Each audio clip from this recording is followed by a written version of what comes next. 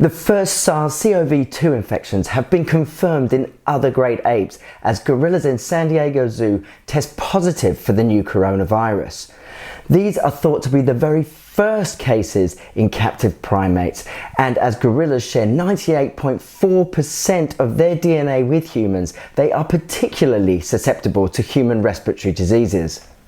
Their genetic similarity predisposes them to cross-species pathogen transmission and anthropootic transmission, which is humans carrying diseases and passing them on to other animals, which is exactly what happened here, where a member of the park's wildlife team also tested positive for the virus, but was asymptomatic around the gorillas and passed it on to them. SARS-CoV-2 could be catastrophic for all great apes that share our planet, of which humans are one.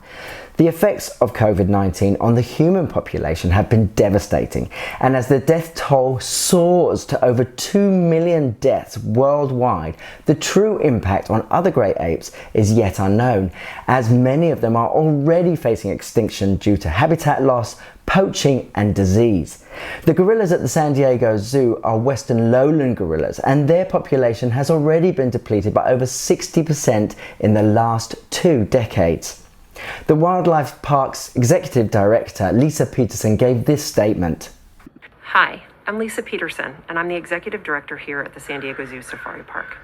I'm here to share with you that despite all of our efforts and dedication from our team members to protect the wildlife in our care, our gorilla troop has tested positive for SARS-CoV-2, which is the virus that causes COVID-19. We decided to test the troop because we saw some mild symptoms that are similar to those that humans would experience.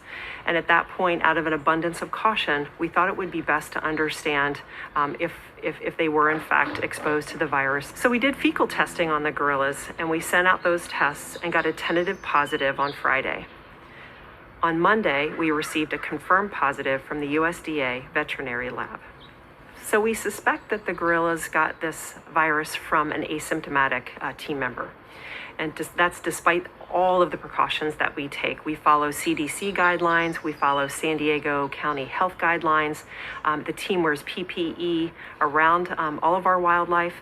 And so even with all those precautions, we still have an exposure that we think happened with that team member. So they're doing okay. They're experiencing some mild symptoms, and we continue to observe them, but they're drinking, they're eating, and they're interacting with one another. So we'll continue our observations closely with our veterinary team, and we'll address each symptom as they arise or if they arise. As we've seen in the public, this virus has been very, very tricky. We've done everything we can to respond to it and make sure that we're taking all the precautions and following all the guidelines that we can.